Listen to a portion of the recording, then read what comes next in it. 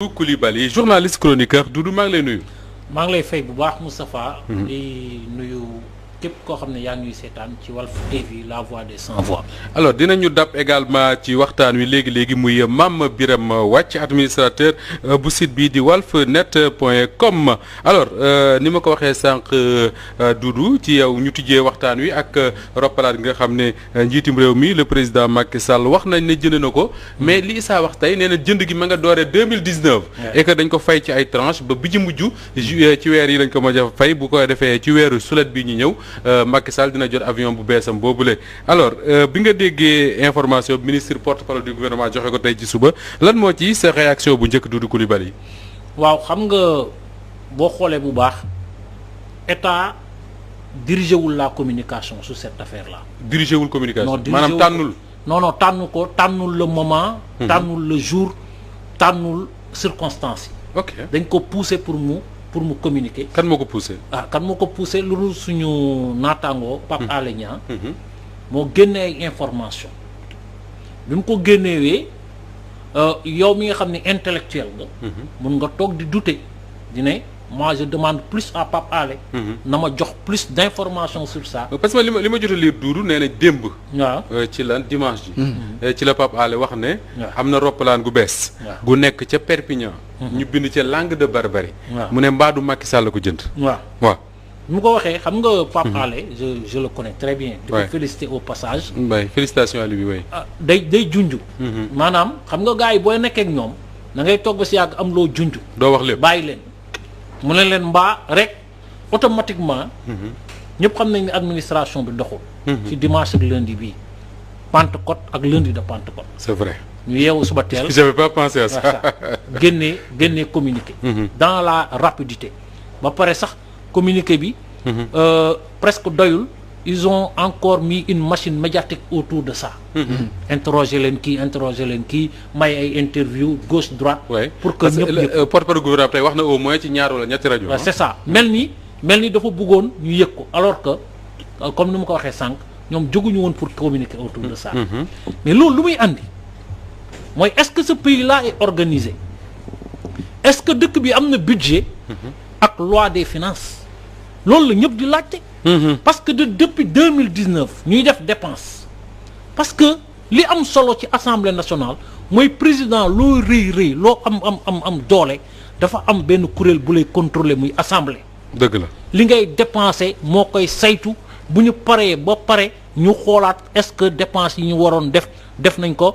wala bu demee ba am ay problème ñu def ay loi rectificative des finances. absolument mais tey ban député moo la mun taxaw yow suba teel ne la 2019 2020 def nañ ay versement yu toll ci temps bu jëm ci jëndum avion. mais est-ce que du méngoo ak li Omar Gueye wax parce que nee na wàllum armée la donc du nekk loo xam ne xëy na dañ koy révéler en public moo waral duñ ko bindaalee ci. biñ koy bind waxuñu ko biñ koy jënd waxuñu ko ci biir voilà. waaw xam nga bon c'est la xam nga tamit boo amee l'intelligence pour que lu nekk rek nga am foo ko dugal. xam nga boo yeewoo suba teel ñëw ne l'avion de commandement. entre dans les prérogatives du secret militaire. waaw xam nga loolu ñun. loolu mooy bu leen ci wax. waaw mais yow fii même les dépenses yu jëm ci jënd yenn matériel armé bi dañ ko doon yëgal sénégalais yëpp. jënd ko ak wax ko prix. parce que le prix. c'est pas un secret. oui mais Doudou dina ñëw léegi ci li argument gouvernement bi. wax secret d'état.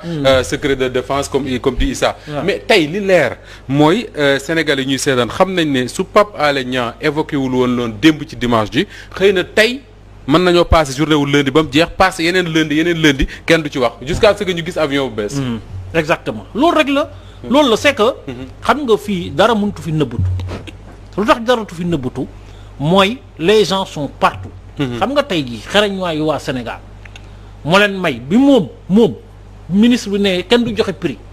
même pas 2 heures de temps ñu génneel ko prix. gars yi jox nañ ko prix. parce que nit ñi dañoo xarañ. d'accord léegi l'information kenn mënu ko contenir. non c'est entre 4 murs. d'accord c'est dépassé. il faut l'anticiper plutôt. exactement alors Mame Birame Wathie fi nga yegsee sax foofu la baaxee ñi ngi doon waxtaanee ci roppalaan nga xam ne Issa Tine wan nañu léegi ay caractéristiques am ñaata lay jar ak nangam mais Doudou dafa am lu muy évoqué sànq moo di ne démb ci dimanche ji le Pape Alé Niang évoqué mbindum dafa douter dafa poser ay questions ci avion boo xam ne gis nañ ko ca Perpignan ñu bind ci langue de barbarie te langue de barbarie ku ko wax sa xel dem ci ndar ñu ne noonu lañ ko tuddee ñu xëy suba gouvernement bu Sénégal def communiqué ne ñoom kat jënd nañ avion depuis 2019 et que ñi ngi koy fay par tranche et que dernière tranche bi ci weer yi ñu jëm lañ ko war a fay après ñu jox leen avion bu bees Doudou mu ne si Pape Alé Niang n'avait pas dit ça tey duñ ci wax est-ce que da ngay partager lecture boobu la.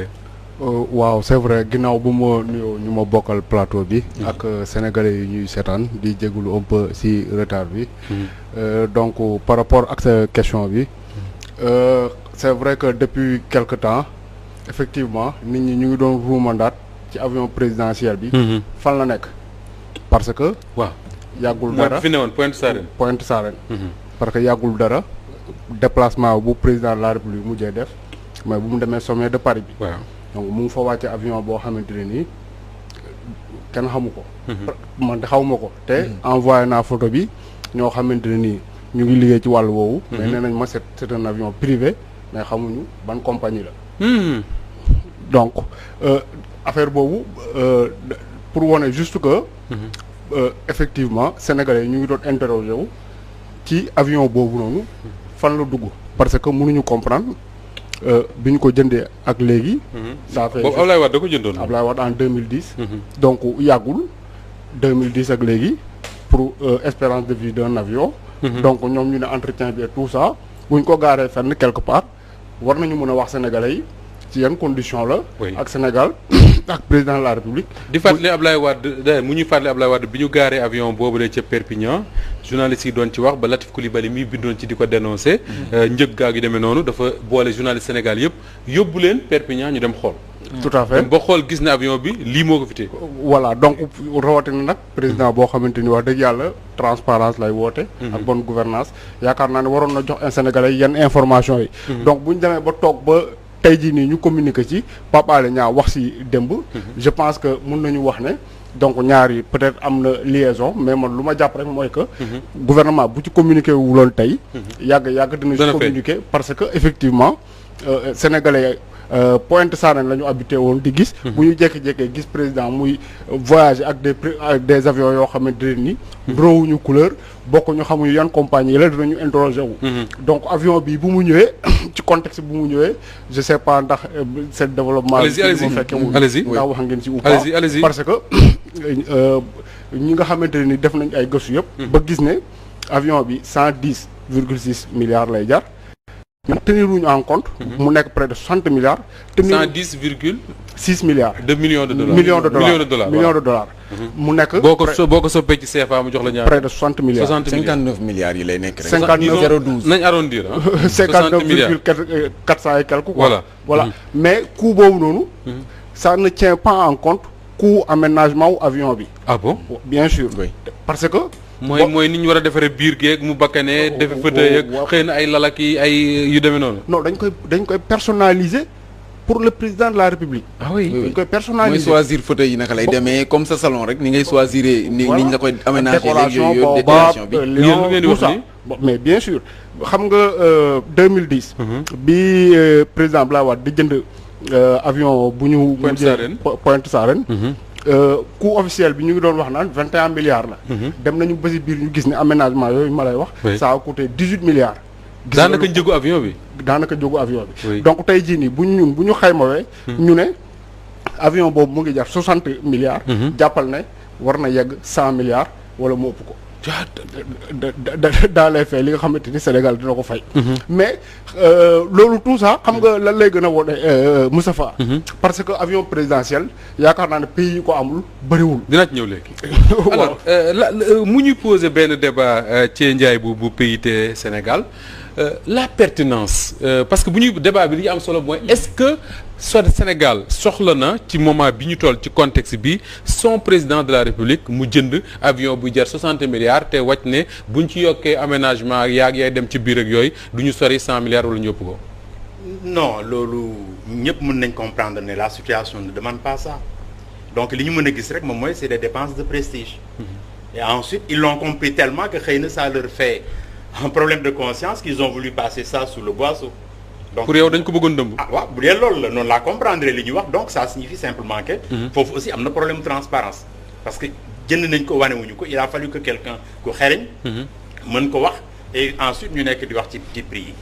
bu ñu ko defee ci contexte bi nga xam ne il y a pas longtemps bon on était en train de diminuer le téléphone les dépenses de prestige xam nga l'électricité les véhicules du gouvernement donc loolu moralement de manière très éthique li gënoon aussi moom mooy que président xool yeneen pexe waaw te fii ñu toll nii dañ ko soxla ci biir réew mi donc avion di génn ak di dem ñun fii lañ ko gën a soxla te gis nañ dans des pays yoo xam ne y a des présidents yoo xam ne yi quand même bon am na président africain bu ñu ne toog na 5 ans génn réew mais c'est le ça. président du Ghana. Il y en a qui voyagent quand ils voyagent dans les avions de ligne oui. donc loolu yëpp dafa nekk loo xam ne di mën na nekk pour yow est-ce que sànni ñu xeer itam maître Abdoulaye Wade bu ñu waxee ne avion de seconde main moom la jëndoon en 2010 parce que avion boobu noonu ñi ngi ko defaroon en 2001 donc ñi ngi bëgg a justifier 20 ans yi nga xam ne moom la ñu wax entre 20 ans et 30 ans durée de vie bu avion est-ce que itam loolu du nekk benn genre maanaam Wade ba mu jëndoon du bu bees. voilà benn genre bombe boo xam ne xëy na moom lañ ko sànni pour bëgg ko rejeter waat la responsabilité.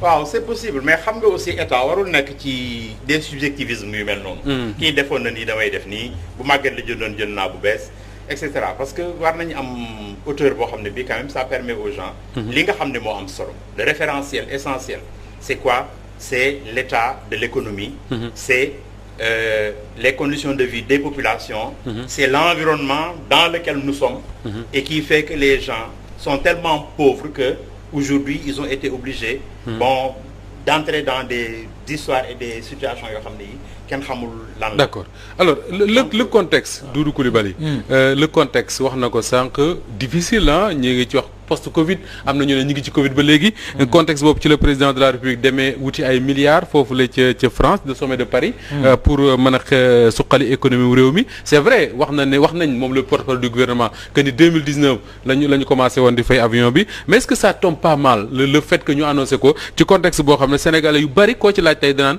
priorité réew mi feneen la et non ci avion. waaw exactement parce que boo xoolee bu baax Moustapha gis nga état li ngay woote na nga ko wuyoo xam nga Ablaye Wade loo ko mun jugel mooy moom dafa jàppoon mbir pour dëkk am ko amul prix na efficace rek dégg naa doon daw ci dëkk ba mu neex ko mu gaare ne lii lan la ñu ne ko lii mooy pont bi nii ak nii la mun leen ñaata lay jar bu ko waxee nit ñi dañuy njëkk reculer ne ko président lu muy wax nii mun leen ñaata lay jar ñu ne ko temps mu ne kon mun nañ ko am Sénégal mérité na ko mais moom si loolu la nekkoon sur le prestige ne Sénégal dara jomb ko kii dafa ñëw andi mode de gouvernance boo xam ne dafa ne nañu serrer la ceinture nga jël oto ay fonctionnaires yoo xam ne dañ ko mérité nga ne ko nga ne leen yéen amatu leen droit am oto nga dem fekk foo xam ni fépp ay urgence chef de village yore ne oto bu nangu ko nga ne leen xaar leen képp koo xam ne am na revendication pécuniaire nga ne leen munta ne le premier ne fii la yuuxu ñëpp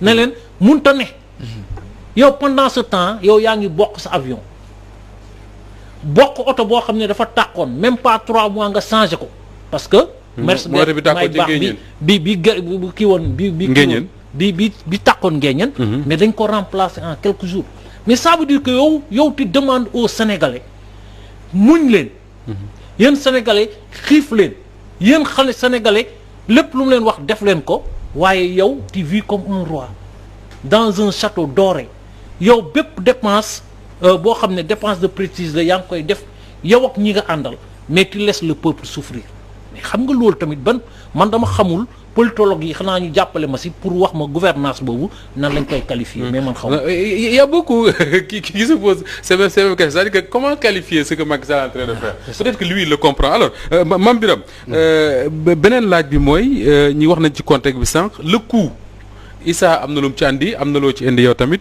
mais le porte-parole du gouvernement wax moo di ne secret défense la c'est-à-dire mënuñu wax njëg gi mënuñu wax njëgu bi ñu jënd bees ñaata lañ ko jëndee mënuñu wax njëgu bi nga xam ne moom la ñu jaay parce que nañ pont sal dañ koy jaay pour mënuñu wax njëgam alors muy la première question njëg gi est-ce que secret défense mën na expliquer ñu bañ a wax njëg gi deuxième chose est-ce que obligatoirement wala nécessairement le président de la République du Sénégal dafa war a am avion bu ko amul du liggéey waaw damay njëkk a tàmbalee ci sa question bu njëkk bi. par rapport ak xam nga Moustapha li Doudou expliqué léegi. loolu moo tax précisément maanaam gis nañ ne contexte bi bu ñu ko waxee tout ce que ça va créer comme tollé. loolu moo tax effectivement ñu ne dañuy choisir pour ranger ko ci dossier secret défense. pour ne pas nit ñi di wax ci prix bi. parce que mënuñu nekk ci contexte boo xamante ne ni yow yaa ngi wax sénégalais yi ñu serrer la ceinture. ngay wër un peu partout dans le monde di woote nañu effacer les dettes. xam nga pays yi nga xamante ne ni doon nga leen wax pour ñu effacer sa dette sax bu ñu déggee lii mais dañu naan mais le président là il se prend pour qui. yow yaa ngi wax pour ñu wàññi la say dette ngay dem di jënd avion présidentiel boo xamante ne ni man sax xëy na dawaluma ko. donc raison yooyu moo tax ñuy évoquer question de sécurité bi. Seulement dañu xamul ne dañu am affaire ak des multinationales yoo xamante ne nii. dañu coté en bourse amuñu leen loo xamante ni dañ koy nëbb. mënuñu ko yow tey jii nii boo jëndee lu toll ne avion. mën nga ne sa dëkk doo leen ko wax mais foofu fa nga ko jëndee. ñoom mënoo leen a wax ne duñu wax seen avion. ñaata waa ji nee na mi ngi mel ne téléphone bii rek bu la Isaatin waxee ne bu nangul wax ñaata la jëlee téléphone am. waaw boo demee xool prix yi gis ko. tout à fait c'est exactement. comme ça donc amuñu yaakaar naa ne bu ñu dee côté boobu bu ñu amoon lu ñu siy calculer je pense que c'est totalement. te secret défense sax est-ce que du nekk wàllum temps laa jënd ci arme temps laa jënd ci xëy na ay chars de combat yooyu noonu mooy waral xëy na ñu mën ne secret défense la parce que bu ko nit ñi xamee dinañ xam ne tu es bien outillé voilà yaa ngi armé wu mais benn avion nga wax prix bi. même loolu ngay wax noonu sax dañ koy communiquer. pays yi dañ koy wax. par exemple tey boo commandé woon 3 avions Rafale à la France. yow di nga ko France bi muy jaay Égypte ay avion kay ñëpp wax na ko dinañ ci voilà. da ngay wax prix avion bi non mais da ngay wax prix avion. et puis day jaar assemblée. Moustapha boo bësee Google. Macky Sall arme lan la lay génneel benn Macky Sall photom bu mu yoree revolver. yaa ngi fàttali contexte boobu. dafa demoon Pakistan di jëndee ay armes. mu wone ko nii mu leer nañ. donc côté boobu ñoom nëbbuñu ko. xëy na peut-être du ñu évoquer prix yeeg yooyu ñaata la. te loolu je pense que ça n'intéresse pas les Sénégalais. lu ñuy wax présentement mooy que. le contexte bi nga xamante ne nii le président de la République dem na jënd avion boobu commandé ko indi ko ci contexte boobu nga xamante ni comme je l'ai dit tantôt Sénégalais yëpp ñu ngi naan. Comment ça s'appelle on nous appelle à serrer la ceinture. mais nee na 2019 la ko commencé dama xamul nag 2019 avant élection yi la wala après élection. non juin la. juin 2019 donc bi mu faloo ba pare rek voilà. xam nga 2019 précisément. septembre 2019 la fi def benn sortie mu ne de 2012 à 2019. administration bi jënd nañu plus de 307 milliards. en termes de voitures. ci ay oto waaw. très bien ñu ne yow comment ça se fait nga nekk au pouvoir.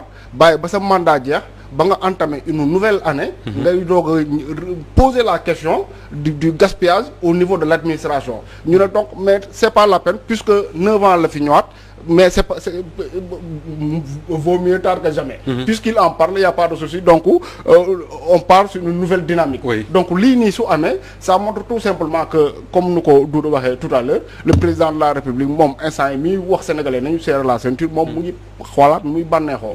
Alors, est-ce que au-delà du président de la République lui-même, est-ce que tey suñu classe politique wala bokk lenn ci suñu classe politique amuñu problème pour bokk ak sénégalais yi ay priorité?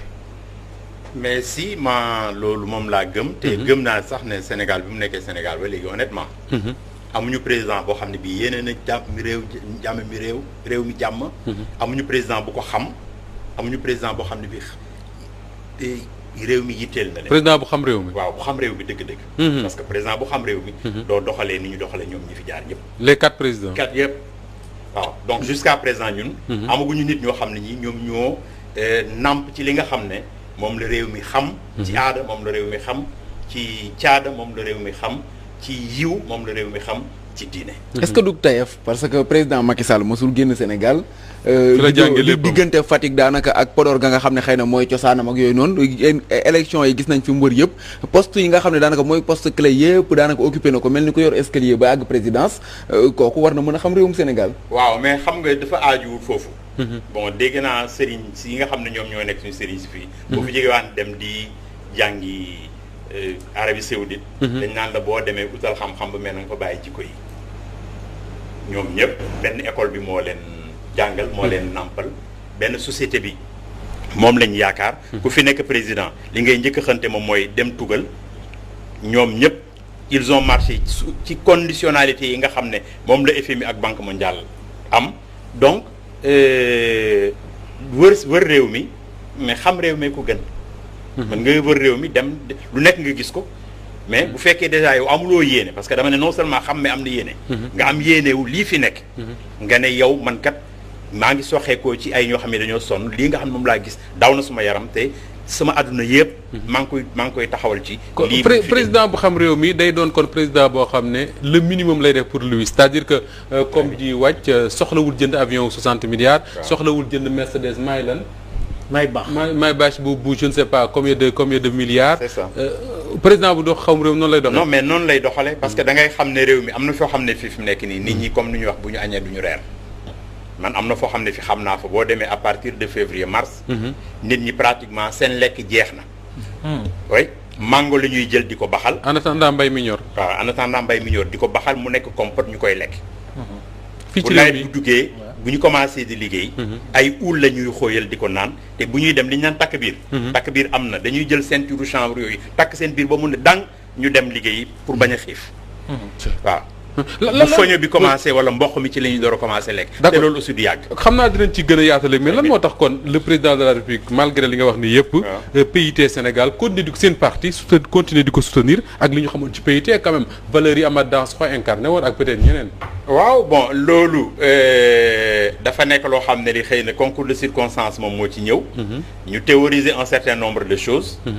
mais c'est pas évident que loolu. ñëpp ànd ci wala mu neex ñëpp wala ni muy demee ñëpp. neexul parti bi yëpp. waaw neexul ñëpp en tout cas am na nu ñu daan doxalee. ci suñu alliance. le minimum moom mooy booy dem ci alliance nga am protocole d'accord mooy nga ñëw wax ak chef d'état bi. ñëw wax ak parti bi nga xam ne moo nekk au pouvoir. ngeen am un minimum de plateforme boo xam ne bi da ngeen koy teg. mutualiser seen force ñun mën nañ def ni à condition que ñu am moyen wu def. loolu amul ci seen diggante. non gisuñu ko parce que jusqu'à présent nous ne l'avons pas rencontré en tant que parti nous n'avons pas rencontré son parti. en tant que parti partenaire. en fait ñun dañ dugg ci gouvernement bi sax c'était par le biais. de Benno Siggil Sénégal et en fait nous pouvons dire que ñun plus ou moins entre guillemets Moustapha Niasse moo ñu ci dugal. parce que on était en campagne pour lui dans la présidence. d'accord mais léegi nag ñoom ñi ko bëgg a justifier par li ñuy wax. politique de large rassemblement. très bien dinaa ñëwaat léegi ci PIT Sénégal ak ëllëgëm. ci coalition Benno Bokk Yaakaar Mame Birame ñun suñu président yi quand même depuis Senghor président yi ñu miin mooy président boo xam day am roppalaan. am na wax na sax ne suñu président daana faral buy tukki dem jëli bu Guinée Bissau yóbbaale est-ce que mën nañu am un président qui se passe d'un avion présidentiel li ma bëgg wax mooy est-ce que am na réew ci àdduna bi yoo xam ne seen président amul avion.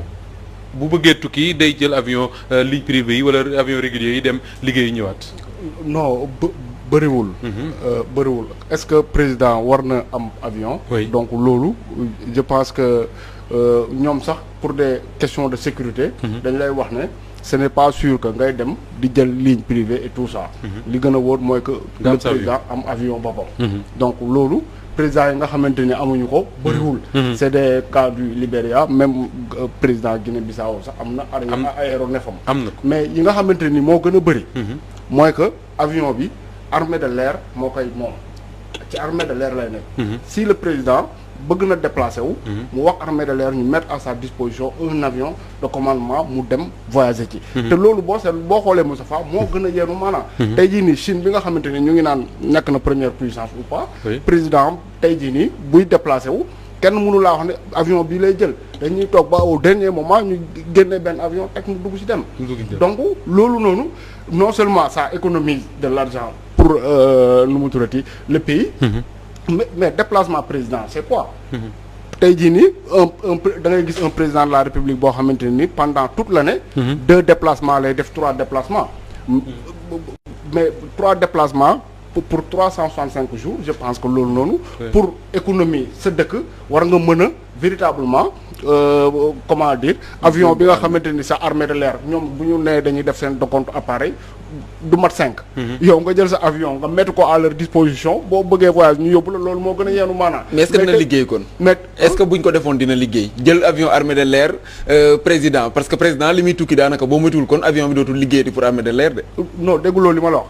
dans l'année président yu am xam nga Moustapha mu ngi wax sànq ne le président ghanéen toog na pratiquement 5 ans yoo xam te ni génnul dëkkam. boo ko seetee le président Yaya Jammeh bu jógee Gambie daan na toog pendant pratiquement toute une année du génn benn yoon dëkkam donc je dis que pour un président de la République nekkul ko. est-ce que du benn mythe bu ñu créé que ni le président doit forcément voyager. non est-ce que c'est pas mythe la ak prestige. oui mythe la ak prestige parce que tey jii nii xam nga Moustapha. ñoom du ñu mën a comprendre par exemple un sommet international am na. tous les présidents nu mu tudd des grandes puissances yoo xamante ni ñoom c'est normal que ñu am ko pour des questions de sécurité et tout ça. bu Sénégal wàcc seen avion yow tamit nga ne da ngay wàcc ak sa avion boo xamante ni duñ ci bind air nangam sangam. li ñu ciy bind mooy Pointe de Sarène wala Pointe de Sangomar. prestige boobu kese lañ siy wut te tey jii nii boo seetloo dans pratiquement toute la sous-région. présidents yi ay Boeing 727 la ñu yor. koo xamante ni c'est à moindre coût. mais tey jii nii le président Macky Sall laa la wax bu ñu dajee sommet CEDEAO moom mooy nekk seen boss. ci avion alors que économie dëkk bi ça ne le reflète pas. Doudou Coulibaly une dernière question ci avion bi avant ñuy waxtaane leneen. Airbus. moo ko defar. ci Europe.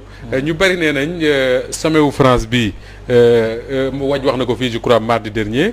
que ni c'est surtout pour suqali économie wu français yi. gis nañ ne bi fi Alstom nekkee ci ay jafe-jafe ci lañ woote defar terre bi Sénégal def ci xaalis bu bari. tey jii Sénégal defaat na xaalis bu bari ci Airbus est-ce que finalement ñun nekkuñu di defar ak enfin les entreprises françaises sont là mais li ñu am akas néew ñu koy jël di ko jox seen entreprise pour ñuy defaral ay avions ak ay trains yu demee noonu. ah xam nga France dafa toog ba si yàgg Afrique di ko échappé su Wade et autres. ñu toog ba si yàgg seen i intérêt nekk des intérêts fi Wade nekkee ak Thabo Mbeki ak Olusegun Obasanjo. mais ils ont refait la carte. ils se sont dit que tant que des présidents comme ça comme Wade et autres ñu ngi fi ça ne va plus faire l'affaire de la France parce que France fii dafa nekk mooy mun naa wax ni moom mooy vache à lait l'Afrique ñu ne léegi nañ leen aller il faut que qu'on règle ce problème là géopolitique il faut que ña nekk au pouvoir ñu mun leen di leen gérer qu'il soit malléable à souhait ñu ne nañ leen régler problème Côte d'Ivoire ñu andi Ouattara Condé ñu andi ko Guinée Macky ñu installé ko Sénégal Tchad ñu bàyyi fa le plus grand sanguinaire le plus grand dictateur sanguinaire muy Déby pendant ce temps ñu xeex nu mu tudd Yaya Jammeh pour mu dem kii moo ëpp lu mu def victime Déby moo ëpp lu mu def mais nee nañ c'est un sanguinaire mais mais moom il gère la stabilité de la région xam nga yooyu teguñu ko fenn léegi quand ils ont eu maintenant tous les présidents de leur côté moo tax gis nga dañu ko gëstuwul rek mais 2011 c'est pas le peuple qui est sorti nga 2011 les émeutes su Wade nañ ko enquête xool ko saytu ko c'est pas le peuple qui est sorti c'est les Français ñoo créé un complot international financé xaalis bu dul jeex pour que gars yi daaneel Ablaye Wade mu daaw ragaloo loolu révélation de taille. bés bu ñu yeewoon suba teel Macky doytule ils vont financer beneen émeute. alors Thié Ndiaye bi ngay observer classe politique bu Sénégal ba léegi yàgg na est-ce que tey jii amuñu problème nos dirigeants pour war a jot ñu interroger waat les relations entre le Sénégal les nations africaines en général ak la France bu ñu gisee que ni les jeunesses africaines foo réew moo ci dem ak bu la neex y a un comme le dit Macron un sentiment anti-français qui se développe mais nos dirigeants ñoo daf mel ne dégguñu loolu. waaw parce que sama waay am na lu mu ci wax la plupart des dirigeants africains bu ñu leen di élire. bu ñu leen di tànn réew yu mel ni France États-Unis ak ñeneen. dañ ciy am wàll. soit ñu jàppale leen soit ñu campagnal leen. wala quelquefois ñu tordre la main à certaines dispositions réglementaires pour ñooñu toog. ça c'est un. la deuxième chose waxoon naa leen ne la xamuñu réew mi wóoluwuñu réew mi donc bu ñu toogee li nga xam ne moom la ñu njëkk a ut moom mooy ku leen jàppale. réew yooyu nag dañ fi am ay intérêt dafa am ay intérêt France am na fa ay intérêt terre bi ñoom la Sonatel communication ñoom la bon autoroute yi ñoom la concurrence boobu nag mi ngi commencé am nañu wax Turquie ngi fiy dugg oui bon donc Chine mi ngi fiy dugg même Maroc gi mi ngi fiy dugg am na réew yu bëri yoo xam ne yi fi nekk ni ñu ngi concurrencer précaré français boobu et maintenant aussi avec l'avènement de Trump et le Brexit précaré boobu dafa am ñeneen yoo xam ne sax dañ ci bëgg dugg américains yi bëgg nañ gën a am seen part allemands yi ñi ngi ñëw et cetera anglais seen bopp ñi ngi jéem a ut alors loolu dafa nekk loo xam ne ni ça peut être très compliqué naturellement ça pousse la France à vouloir contrôler davantage avantage bi ñu am moom mooy ñoom am nañ fi ay forces yoo xam ne yi am nañ fi une certaine présence bon jusqu'à présent ñële dañuy jéem a dugg mais ñoom ñoo ëpp doole lu mel ni que ay Total ak ay nangam xam nga am nañ fi doole yoo xam ne yi bon ils sont capables de stabiliser te menace boobu quelquefois dafay peser ci président yi te ñoom bi ñu toogee ils n'ont jamais il y a deux choses yoo xam ne mosuñu ko jéem a def moom mooy renforcer l'unité nationale et renforcer les capacités de production de l'appareil productif loolu boo ko deful doo am indépendance. doo am indépendance. doo am indépendance. parce que bu fekkee ne yow yaa ngi ragal ne à chaque moment sa unité nationale am na ko xam ne ki mën na ñëw dugg. dem ci benn gox am du mu fa financer yëkkati ay nit ñu jóg dal ci sa kaw. wala cela veut dire quoi que ni tey un président sénégalais par exemple. su bëggoon génn ci enfin je ne sais pas domination wala nu ñu koy tuddee bu France boobule il faut que mu am une unité forte de la nation derrière lui. oui su mettee ñu ànd ak moom. waaw. bu naqari ñu ànd ak moom bu naqari ñu ànd ak moom te loolu fekk ñu gëm la nag. non mais bien sûr bien sûr gëm bi nag moo koy liggéey gëm bi moo koy liggéey processus la voilà processus la mais est-ce que itam duñ commencé ci industrialisation bu ñu xooloon usines yu bëree bëri juddu parce que boo xoolee réew yu mag yi nga xam ne ñoo nekkee ci àdduna bi yu ci bëree bëri xëy na foofu lañ jaare ñoom itam ba mën a dem ci concurrence bi au niveau international tey suñuy réew yu Afrique daanaka amul dara loo xam ne dañ ko fi produire ñooñu itam est-ce que du suñuy négocier moom laa lay wax ne la appareil productif il faut ñu développer ko te am na ci loo xam ne suñu bopp ndànk-ndànk voilà libéré te industrialisation boobu li ñuy wax industrialisation industrieuse moom mooy commencer au niveau des localités de base ñi nga xam ne am nañ parce que fii léeg-léeg nga gis ñu ne la mais boo demee Kolda am na ko defar oto boo demee fële am na ko defar lii y a des gens yoo xam ne ñoom ñi ngi liggéey ci li nga xam ne moom la nit ñiy bayee mais loolu soxla la boo ñëwee